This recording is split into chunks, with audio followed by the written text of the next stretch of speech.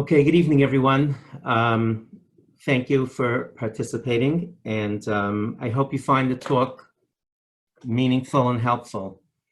Welcome to our talk. The topic is explaining the inexplicable. And it's not only, I encourage you all to think about that it's not only about trying to decide how to answer, or how to answer your children's questions. Think of it more as a journey, as encouraging your children to talk to you, to be able to speak to you. I think it's an incredible gift that you could give your children, that they know they have the ability to talk to you about anything, and that's not just limited to this. Overall, I think one of the nicest things. My wife and I was able to walk our 5 children to the chuppah. I think one of the nicest things that kids can tell you on the way out of your home and to their own life is, mommy, tati, mom, dad, I was able to talk to you about anything. I think it's just an incredible compliment. And one of the things that they typically will do is they'll test you, to see, or can I really, even if you tell them, you should tell them you can talk to them about anything. We're going to talk about what you can do really to create that relationship. I'm going to start with 2 stories that at least to me very, very strongly illustrated the point that people by and large really would like to talk, and they would like to speak about these things. And think about it in terms of barriers. I gave a series this entire week. I gave 3 p.m. I gave classes on Gemara, on beginner Gemara. And one of the things I did was I created I made a chart that listed 8 different barriers to children mastering Gemara or adults mastering Gemara. And we went through them one at a time. They're different, and you really can't do anything. You can't accomplish a goal if you don't know what the barriers are. So let's have an honest discussion also what the barriers are. Why would a child not come and talk to us about faith questions, about things that are really on their mind, I propose that they would love to talk to us. There are some things that they don't want to be judged for saying it. They would love straight talk. They don't want things that won't relate to them. And as we go through the tonight's talk, I hope I'll give you some tools to be able to have these conversations in an effective way. My wife and I we spent Shabbos in Neve Daniel in Eretz Yisrael. I was lecturing for Shabbos. My wife Lydia and I were there, and we had just the most beautiful Shabbos. It's in Gush Etzion, and the organizer called me about a month before we came, and she said, we'd love for you. They were talking. They'd love for you to speak to the teenagers instead of I spoke to parents all Shabbos. Shabbat. They said, why don't you talk to the teenagers? So I said, look, I think I know American teenagers. I'd like to think I know American teenagers. I really don't understand Israeli teenagers. It's just, I don't know them. I can't just go and prattle to people I don't know. So I said, you know what? Why don't you ask the kids, make a barbecue, invite your children's friends over, and ask them, listen, we have this fellow coming, Horowitz. Look him up online. You can go to his YouTube page, listen to some of his talks. If you think he gets it, pick a topic. I said, any topic that they want me to talk about, I'll be delighted to prepare for. And that's how we ran it. And she called me back a week later, and she said, I spoke to the kids. I did what you suggested. And the number 1 response was they wanted to know, very similar to tonight's talk, how to maintain their faith in God, in Hashem, after a pigua, after a terrorist attack. That's what they wanted to hear from me. Again, I'm an American, but they really wanted to have an honest discussion about this. Maybe it's easier because they knew I was only going to be there for 2 days. And I made a condition. I told it was in someone's home. They had a large, living room area, and about 50 young men and women came for the evening. And I told I got up there and I said, any one of you, young adults, you can ask me, or you could just make a hand motion and I'll ask all the adults to leave the room. I turned to the adults. I said, I want the kids to be able to ask whatever is on their minds. And if you're going to be there, if they are bothered by your presence, please forgive me. I'm going to send you all out. And I just ask you to just go right away. Don't make a fuss. And so happens they didn't ask to leave. We stayed for over 3 hours. I spoke for 20 minutes and the questions went on all night. And I propose, that's what I'm saying. I think your kids really would like to talk to you about faith questions. And if anyone lives through this time and watching so many people pass away, God forbid, and get sick, and seeing the first responders and the doctors and the nurses struggling and all of it, the heroic work they're doing. I mean, if they don't have faith questions, then either they're absolute angels or that chip isn't plugged in. So that's my first message. Try to create a venue where your kids can talk to you about anything, where they can be honest with you, and don't suppress their questions. I always felt that an unasked question is an unresolved one, is an unanswered one. And wouldn't you want your children to have these discussions with you while they're in your home? Realizing that if they don't, these gnawing things that gnaw at them and they don't get a chance to discuss are going to sit around for a while. Don't be afraid to say, I don't have all the answers. It's perfectly fine. It's perfectly fine for you to say, I'm thinking about, you're asking an excellent question. Maybe go together to someone, to a rabbi or a rebbitzin or someone who's just very knowledgeable. If you have a question that you don't feel qualified to answer or you don't know enough, there's nothing more refreshing than saying, I don't know. There a number of times, Rashi in Chumash, Rashi was, the most famous commentary on Chumash and Gemara. And several times in Chumash, Rashi says, I don't know what these words teach us. One example is it says that it says Rivka, aim Yakov ve'esav, in context of where the Shvatim, where they went, Yakov and Esav went, the mother of Yakov and Esav. So Rashi says, I don't know what we know already that she was the mother of Yakov and Esav. Rashi says, any day mamalamdeinu. So I don't know what it teaches us. I don't know why it had to say this. And my Rebbe used to say, so why does Rashi write it? If he didn't know, he could have left it blank and we would understand that he didn't know. And he said, Rebbe, Rashi was teaching us that it's okay to say you don't know. I looked at this, I have a problem with it, and I couldn't figure it out. So, it's something that I did with our own children, and I think you're really modeling excellent behavior if you take the children's questions seriously enough to really have a go at it, to take it seriously enough to listen and to go seek advice. The third thing is don't make the children feel, please, don't make the children feel as if asking a faith question is somehow disrespectful to the religion. I think a great message is to the contrary. You say, I'm worried about the ones who don't ask the questions. If you're asking a question related to faith, that means you really want to know. And this is part of the human experience. We go through challenges in life. We don't understand them, and it's perfectly fine to feel this way. One of the most beautiful stories I heard from the Berditchev Rav, Rabbi Levi Yitzchak of Berditchev, was known to be the defense attorney of the Jewish people, meaning, he always looked to find the good in people, and sometimes he had to twist himself upside down to find when people sinned, but he was always known the defense attorney of Klal Yisrael. And the story is told that one morning in shul, an individual walked in, went to the Aron Kodesh, to the ark with the Sefer Torah, where the Torah scrolls are.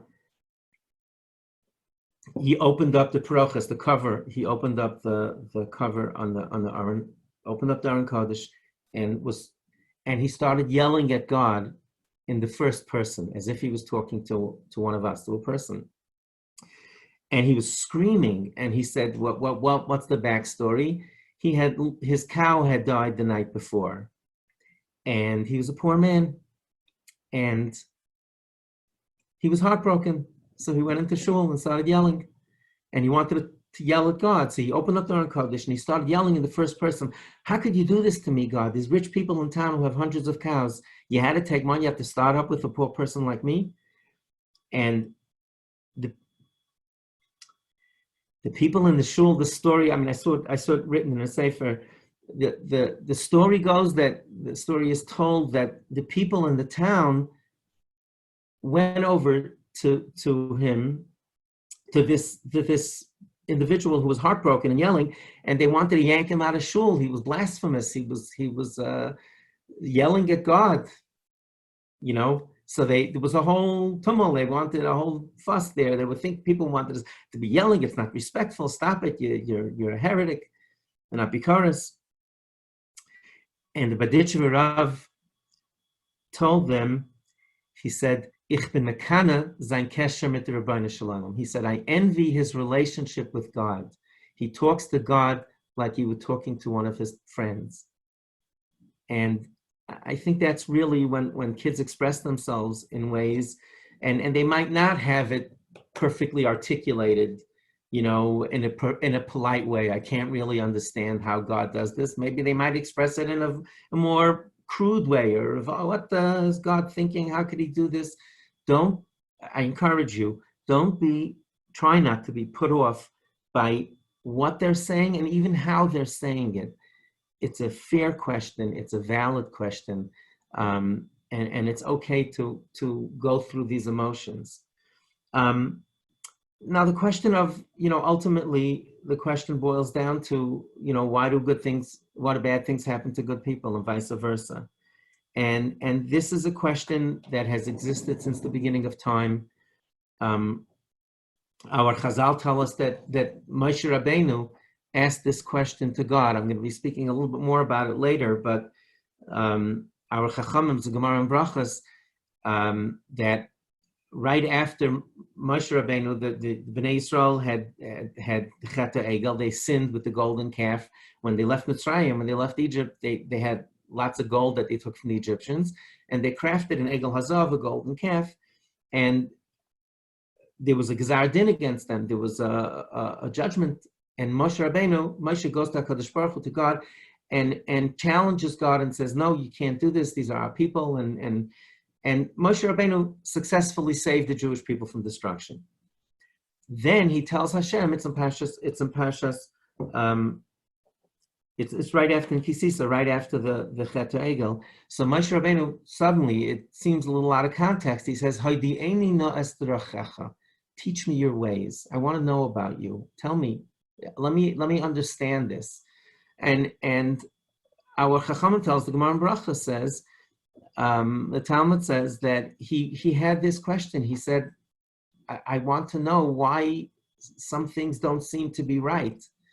And Hashem answers him, Lo sucha l'roisas panai. You cannot see my face. I'll get to the details of that later, but I want to point out that I think it's encouraging when a child comes and tells you this. It's okay to say that our greatest chachamim, our greatest wise people, our greatest philosophers asked this question. And I heard just such a profound thought from Rav Moshe Feinstein Zatzal. I was in an Avel's house once, in paying a shiva call to a mourner here in Monsey, and Rabbi Moshe David Tendler, came when we both walked into the door basically at the same time. It was a very young man, passed away. All deaths are sad, but this was extraordinarily tragic. And Rabbi Tendler and I was sitting near the mourner, near the Avel, and Rabbi Tendler said over something that Rav Moshe Feinstein Zatzal, his father-in-law, in Talangiyaran, had said to 30 years before then. And he said as follows. It was just profound and simple and really made an impression on me. So Rav Moshe asks the question that we say, we make a bracha, hatov v'hametiv, when we hear good news. Baruch atah Hashem, blessed be God, Hatov, that does good, Tov is good, Vehametiv, who is good and does good. Okay, so that's a bracha that we make when we hear good news. When we hear of a tragedy, especially with a close blood relative, we say Dayan Emes. People typically today say Baruch Dayan Emes without Hashem's name, but a mourner at a funeral says the full bracha, and then they tear their garment, they tear kriya. So Rav Moshe asked as follows. He said, if we believe, we know that we're supposed to believe that everything is for the good, right? We're supposed that this is what we were taught. Kol da'avid Rachmana, whatever Hashem does, l'tav avid. Everything Hashem does, it's an Aramaic statement that everything Hashem says is for our good, even if we don't realize it at the time. So Rav Moshe says, if we believe this, and we should believe it, so why don't we make a Tov HaMetiv at a funeral? I never thought of it. The Gemara says that in the future, when Mashiach comes, we'll make a Tov HaMetiv on everything. But that was Rav Moshe's question. So why do we say Dayan Emes? It's almost as if we're announcing that we don't have faith that what Hashem did is good. And Rav Moshe said that our Chachamim, in designating these brachos, these blessings, they acknowledged a universal truth, that it's okay to know, here is what I should be thinking, here is what we were taught to think, but I don't feel it right now. And that's what Moshe said. It is just so profound. I think it's so appropriate for the swirl of coronavirus, COVID-19 and everything that's going on here. We know we're supposed to believe everything is for good, but it's what the Chacham say, it's okay. They validated the human emotion of most of the time. Most of us don't feel this way, or many of us don't feel this way. And it's okay to go through that struggle. One of the ways that our Sifrei Machshava, our philosophers and our Chachamim, and over the years, one of the ways to explain how it is that we, why things happen, one of the ways of explaining it is that it's almost like showing up, if you're watching a play and you come an hour late and you stay for 5 minutes and leave and it's a 3-hour play, you're not going to know who's the good guy and the bad guy. You're not going to know what's going on there. You won't understand the thread because you just walked in and you left. And if you go outside and somebody says, hey, what was the play about? And you describe what happened, you don't have context. So you could say, well, this is what I saw, but I really don't understand it. And therefore, humans, since we live here Hashem is infinite and we're finite and we don't live to see the full range of time. So it's difficult to understand how things go in the short period of our lives. And, if you're interested in, depending on the age of your child or honestly processing it yourself, one way to think about it is there are some analogies, some mashalim that are given to explain this concept that we're here for a small period of time and we can't see the wide range of things. And one way to explain it is they say the story is told of a city dweller that had problems with the lungs, and they had to go out to live on a farm. They had never seen, to them, eggs. Like eggs was something that grew up in a box, that you just purchased in a box. They didn't know anything about the planting seasons or any of that. And the fellow's sitting there, and he's convalescing. He's recovering from whatever ailed him, and he's watching the farmer. And he sees this field with grass, and the farmer starts to turn over the soil, and which seems to be destroying a good field. And then he watches a sillier thing, that he takes good grain and puts it in the ground, and he pours water on it. Obviously, the mashal, of course, is that he didn't get to see the bread at the end, and that in some way, things that we struggle with ultimately, hopefully, wind up for the good. And so that's, same thing with making, you could give an example of, making eggs in the kitchen is simpler probably for a younger child, where you're taking something and breaking it or but again, that does not resolve all of it. but it's a derech. It's a way to understand things, and it's really, I think, when you're giving this mashal, if this is a path that you want to take, it might be helpful to say that at the time that this happens, it is a tragedy. It is sad. Okay, that even if we believe, and we hope we believe, and we, not just say it, that we believe that everything Hashem does is for good, and we need time to see it. Sometimes, it's good to understand that at that time it might not be right. I was at I'll share a story that I never said in public yet. I was at a conference that there's a Covenant Foundation. They do amazing work in the area of Jewish education. And I was invited to go to, they had a retreat, and I was asked to say a few words, and people asked me, it was an open forum. They could ask me anything they wanted. The room was filled with talent, amazing people. And one of the people asked me, she said, how did you become you? Where did you get your empathy for abuse victims and, for teens at risk? How did you become you? And the truth of the matter is, I really had not thought of it in that sense to that degree. As I said right away, I said, look, I was a very poor student in school. So I did have empathy for the kids who were struggling with learning. I'm a very restless adult. Whatever. But one of the things that I mentioned, I lost my father when I was 3. My mother remarried 2 years later. And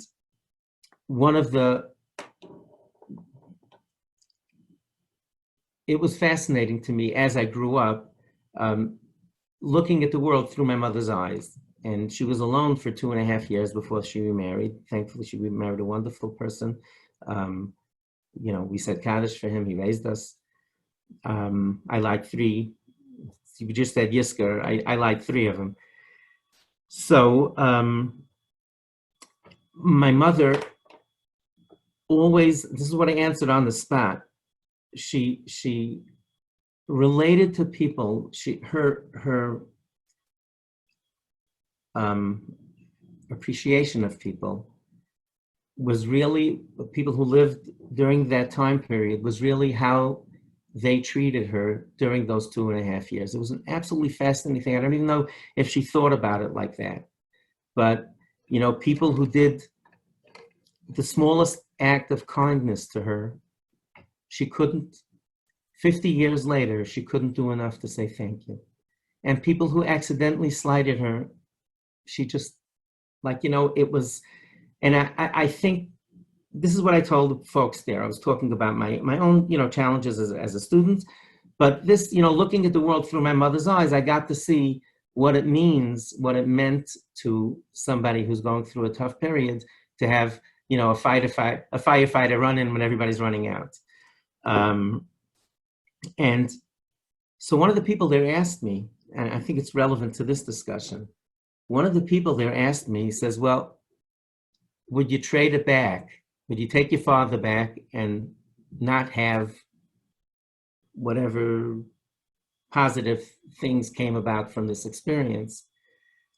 And I thought for a pretty long time. I said, I'd probably take him back, So even if you believe that certain things in life, and I absolutely do believe that struggles that we have make us stronger, but that doesn't mean that we have to like it. And that's really what Moshe Feinstein was saying, that even if you do believe Kol Man Da'avna, and a deeper explanation in Rabbi Feinstein was saying, as I understand it, is that even if you do believe that ultimately everything is for the good, it's okay not to feel it at the time. And by the way, that I mentioned earlier, the discussion that Moshe Rabbeinu had with Hashem when he said, I want to see your ways. And Hashem said, Lo suchal liros es panai. That's the exact words that are used. Lo suchal liros es panai. You cannot see my face. Now, you could translate it as in 2 ways. One way of explaining it is, Lo suchal liros es panai. I will not allow you to. In other words, I'm not going to let you, Moshe, because you're human. You're not an angel. You're a person. lo suchal, I forbid you from seeing my face, so to speak, okay? And when we say face, it's all, we don't really understand what that means, but simply stated, face means you get to see a person, right? Today with facial recognition, your phone turns on when it sees you. If you put the phone in the back of your head, it's not gonna, it's not gonna respond to it. So Hashem tells Moshe, Moshe Rabbeinu says, I want to see your, as Moshe said, he wants to say, I want to see you, I want to know you, Hashem. We just went through this Cheta Ego. We went through these other things. Tell me about yourself. I want to know how this works. And Hashem says, not in this lifetime. So you could understand it, meaning that Hashem will not allow. Or if you understand what we spoke before about being, coming in for 5 minutes of a play, could have a very different meaning. Not that I don't let you see. You cannot in this world.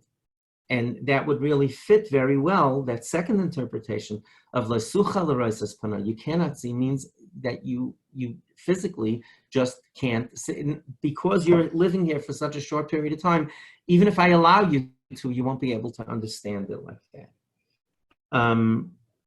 And in fact, by the way, just to follow up with that story, that the Gemara says, again, this is metaphorically speaking, we don't really understand what it means, but to the extent that we can learn positive lessons from it, I believe we should be trying. So it says there, I believe it's Daf Zion 7a, Zion Amud Aleph from Brachas, I believe. So it says that Hashem says you cannot see, and he showed him the kesher of tefillin, whatever this means. We wear a tefillin on the back of our head, meaning he showed the back of his head. And my take on that is that the straps of the tefillin disappear in that knot. And I think that perhaps that means that it's not that simple. The knot of the tefillin has ups and downs and twists and turns in the other direction. And I think perhaps that's what he was telling Moshe Rabbeinu. Now, I want to discuss a concept that I find, works for me, and some people might say differently. Like I said, there are people will, and kol hakavod to them, if someone looks at a tragedy and says, I accept it completely for good, I stand in awe of their faith. But many of us don't feel that way completely, or not certainly at that time.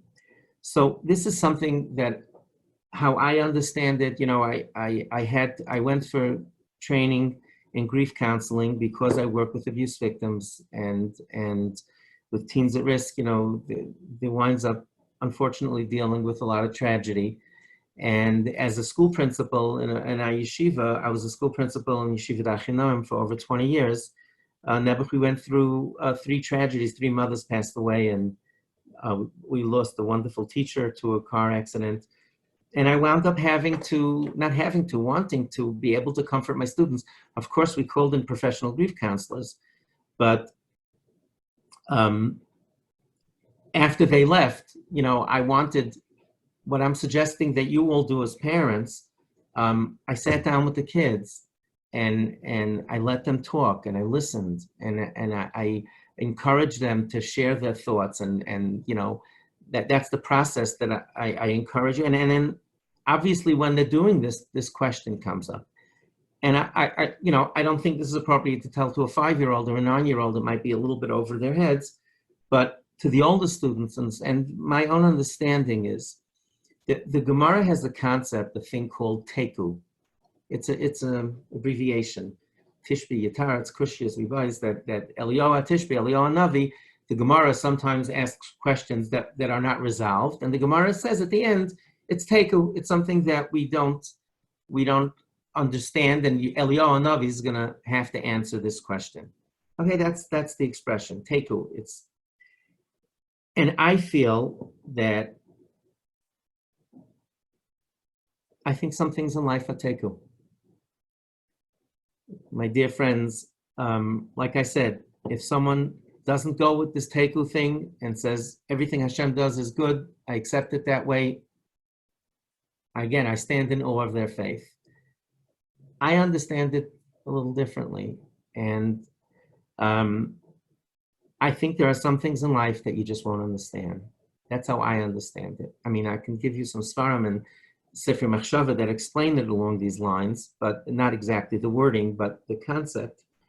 And the way I explain it and the way I understand it.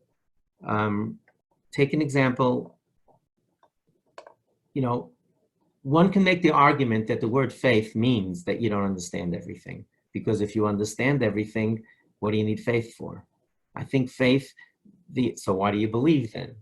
And, you know, I'm not embarrassed to say that, you know, I just turned 60. Amazingly, my father's 57th yahrzeit was last Shabbos.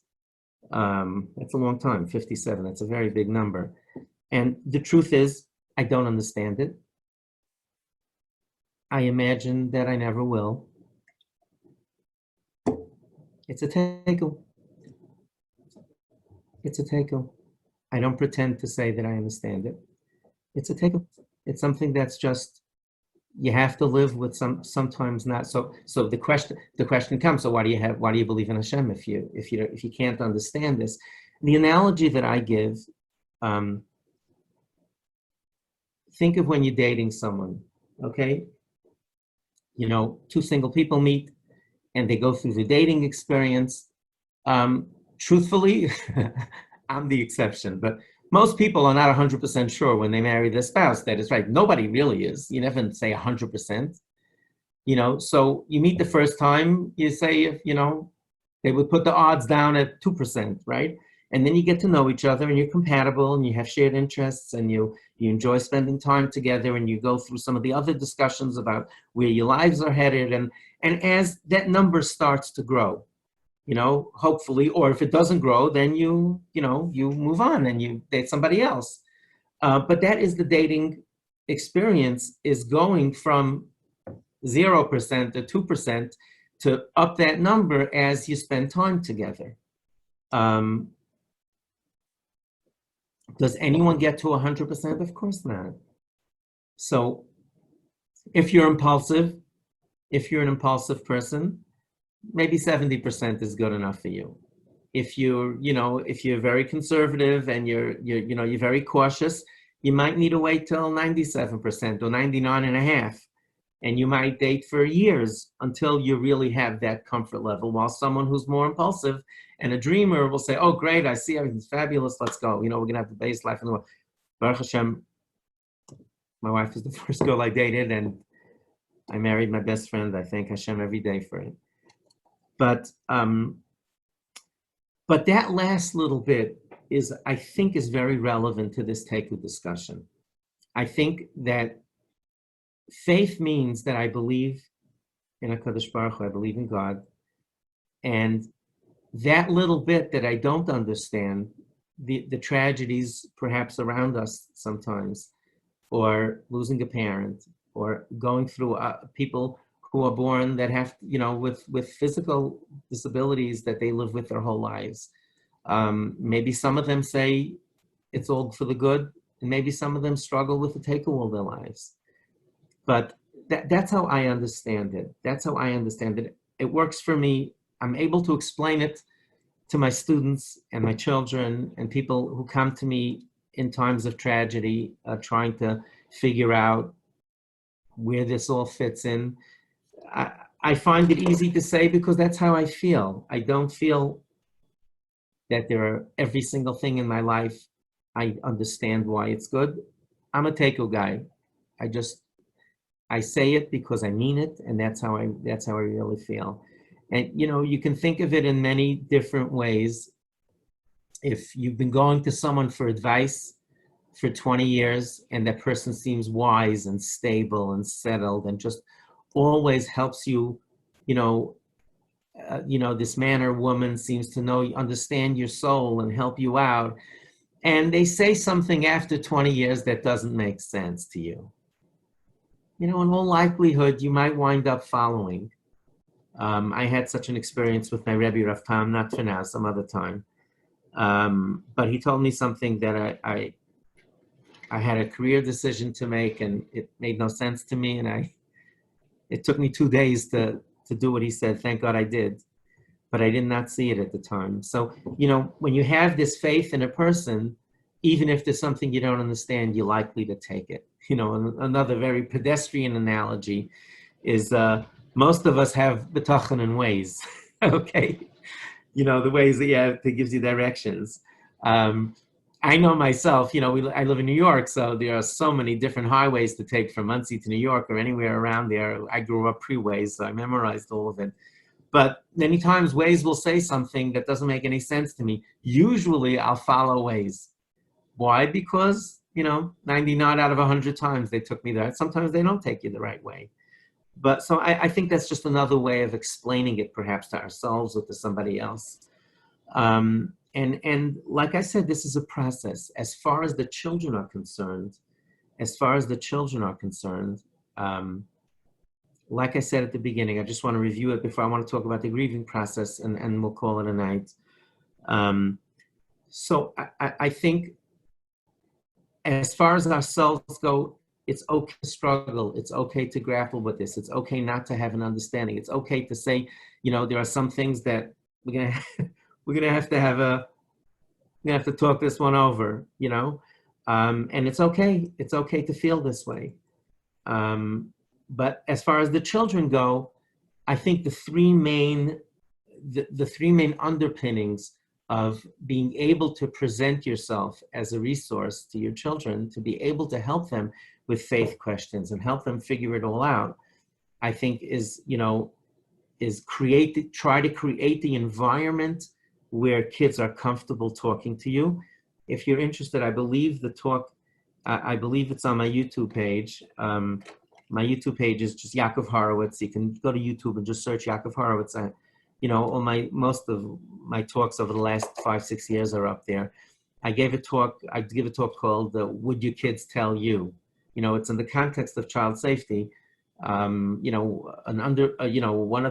of the most important parts of a child safety program is that you tell your parents that a child should be comfortable telling the parent if someone is being inappropriate with them way before they were abused. So, in that context, and just overall as parents, would your kids tell you? That's the talk. And what can you do to get your kids to talk to you about anything? If you're interested and want to follow on it, feel free to. And you can subscribe just click on subscribe. They send you a notice when I post something new now up there. But you might want to look at that in greater detail. But the first, again, is to create the environment where the children can tell you anything. And I think that, like I said, they're going to test you. They will, in all likelihood, when your children talk to you about something, it's not going to be what they really want to ask you. They're going to try you with something very mild, and they're going to see how you respond. And, I once got a phone call from a Haredi fellow who lived in Brooklyn. And he called me. He said that my 17-year-old son came home from yeshiva today. He said, my son is a Mitzuyan. He's an outstanding kid. He learns and davens and is polite and well-read. He said he's a great, great kid. And the guy tells me, not all my kids are like this. This kid, I'm not saying this because he's my son. He said, the kid's an outstanding kid. He said, I love all my kids, but, this one is just an outstanding. Anyway, the kid came home from yeshiva, and he told his father, he said, Ta, I really don't believe anything they're teaching me in yeshiva. This is what he tells his father, okay? And he tells his father, he says, look, I'm not leaving religion. Don't worry about it. I'm not leaving religion. But I love Yiddishkeit. I love Shabbos. But I don't believe that there was a Kriyas Yamsuf, a splitting of the sea. I don't believe in the Mabul, that the Mabul happened, the flood. So he says, I'm not going anywhere. Don't worry. But I'm just letting you know. So the father, whoa, he got bugged out. And, he said, I mumbled something and left the room. And I told him, thank you for sharing that or whatever. He mumbled and he called me and said, what should I say? I'll tell you in a moment what Rav Shmuel Kamenetsky Shlita, who's been our pasuk for 23 years, said.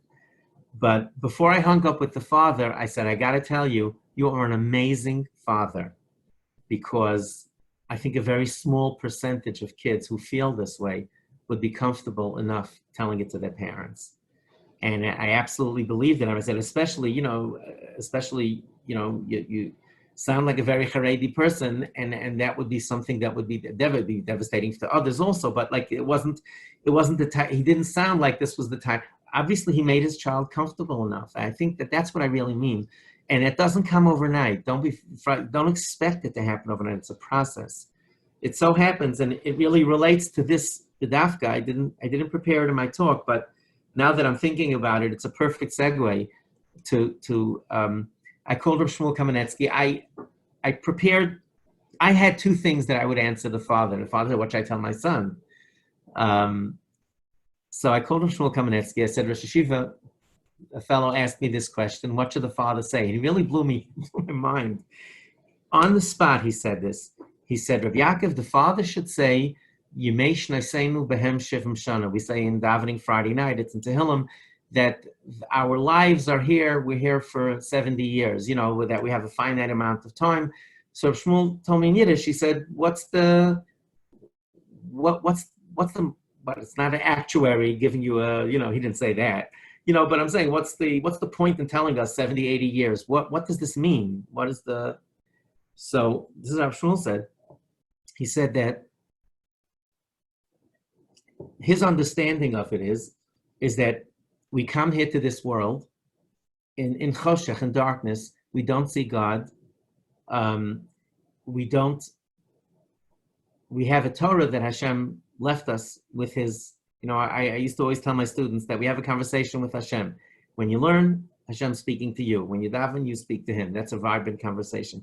So, Hashem left us a Torah, but we're in the dark. We can't, we're born selfish and with some qualities that need to be ironed out over time. And we have 70 years to do it.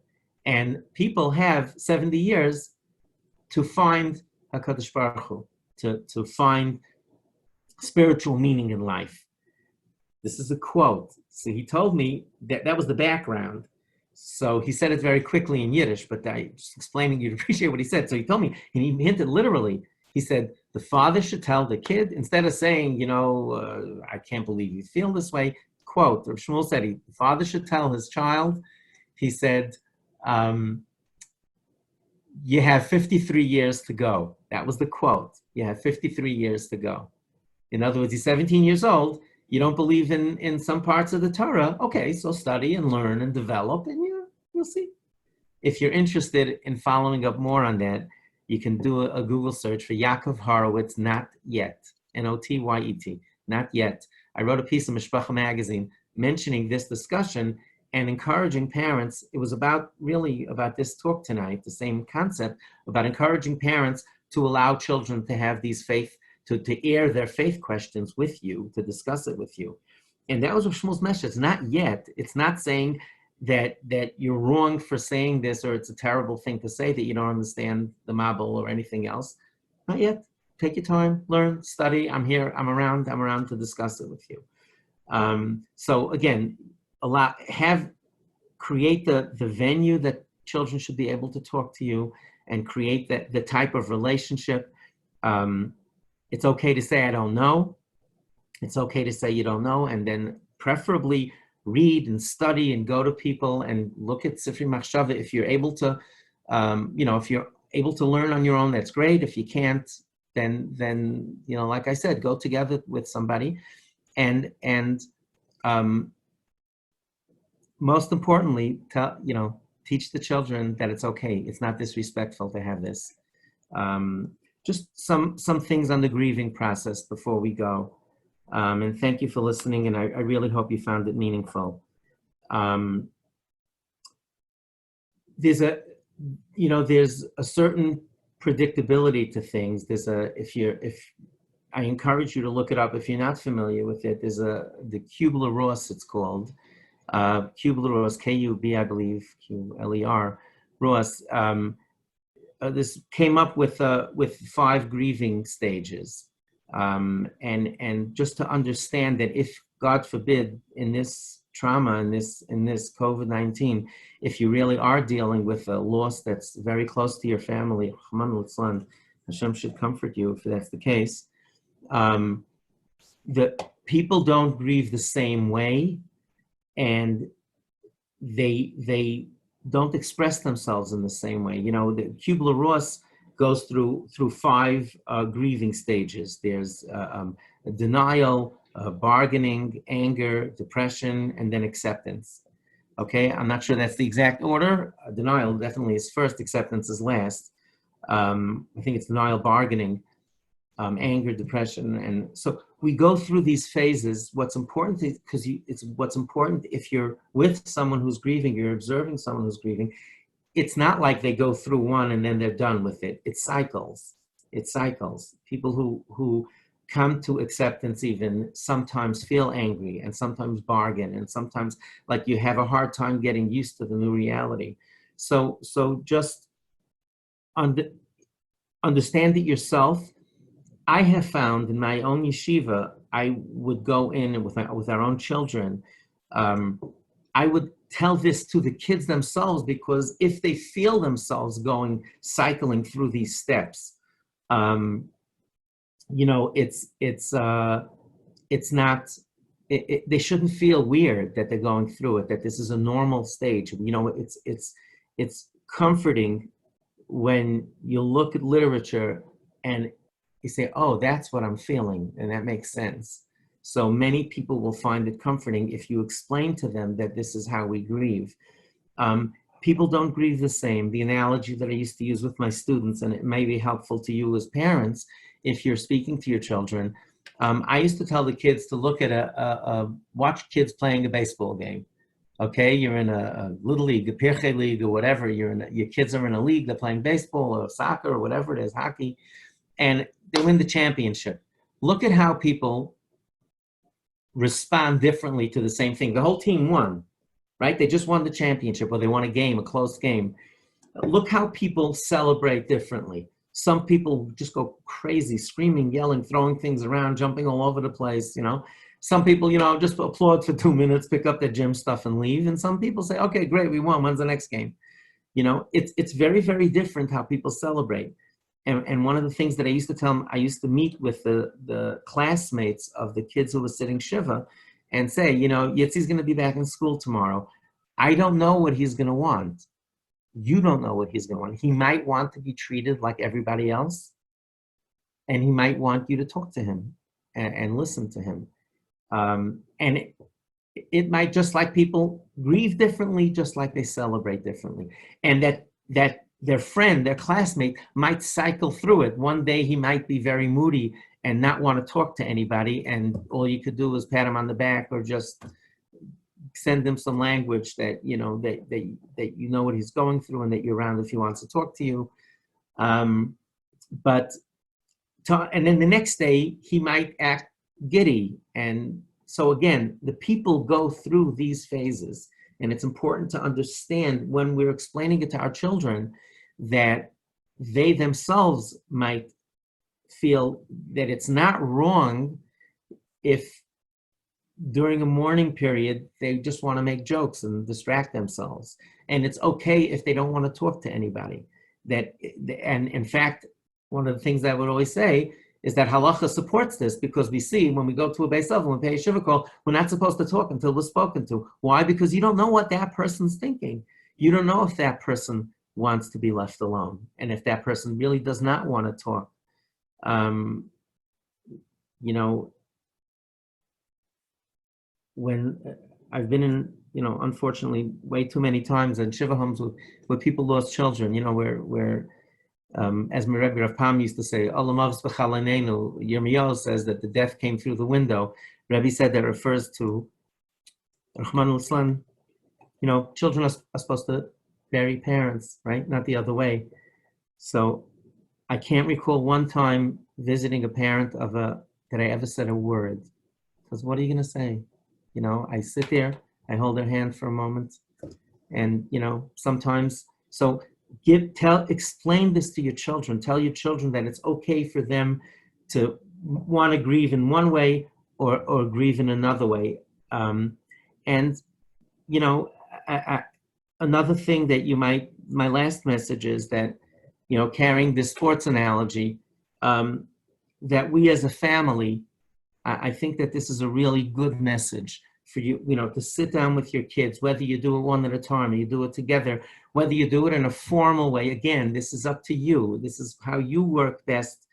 There is no one way to have these conversations. Some people just have the best conversations when they don't make eye contact. You know, some of you, you'll see your teenagers, your kids growing up, you know, very often when parents call me and they have very uncomfortable things to discuss and they want guidance, very often I happen to be, you know, I'm very active and restless. So I try to walk 20, 30 miles a week. So I usually tell people to bring over a pair of sneakers and we'll go for a walk together. But it's also helpful because they don't have to look at me. So some people will do best having a conversation. One of your kids, you might say, come sit down. If you say, sit down, come sit down, I want to talk to you about this. And your child, you know, so come over, make a salad together, help me in the kitchen. Maybe they'll have a better talk. You know, again, it's up to the dynamics of how you work, how your family works. There is no right or wrong way to have serious, meaningful conversations. Sometimes they come up and it's what they call a teachable moment, that something comes up and you do it, or you can script it in different ways. But however it is, you know, I think a powerful, positive message is that we're family, and families go through stuff together. And just like your team celebrates together, you know, if you want to draw that analogy further, you know, when the team celebrates together, they get upset together when they lose a game. I think this is a really good message to tell your children if and when they're struggling with all of this churn around them and trying to figure it out and trying to make sense of it. I think it's a wonderful message to sit down and tell your children we're a family. Families do this together. We support each other. We're available to listen. We're available to talk. I think it's such a wonderful message. My wife and I have been spending the last 8 years, I believe, perhaps 9. We've been volunteering for an organization called Madregos, and they have Rosh Hashanah and Yom Kippur retreats for kids, young adults, some people our age who are my age, who are still in recovery for addiction. And you know, one of the things that I learned from being there is the culture of people who are in pain and are struggling with something. There is such an incredible atmosphere of support. Part of the 12-step programs is you come and you say, hi, I'm Yanki Horowitz and I'm an addict. You know, you break your shame and you just have to talk about your vulnerabilities. But since they're all vulnerable, they support each other. And I think think of it in those terms, to try to create an atmosphere. I think it will serve you so well as a family to articulate this, that we're a family and we celebrate things together, we have fun together, we go on trips together, and we cry together. We support each other when we go through a difficult time.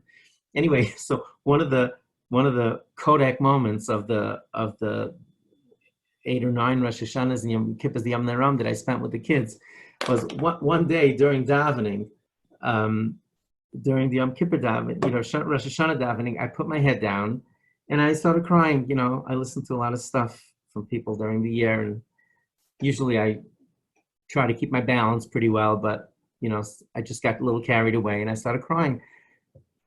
Within 2-3 minutes, 3 kids came over to me. Kids, 18, 20-year-olds.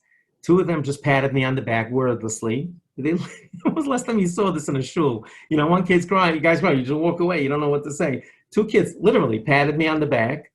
And a 3rd guy comes over and he says, Rebbe, I'm going to be here all Yantif. If you want to talk, I'm here for you.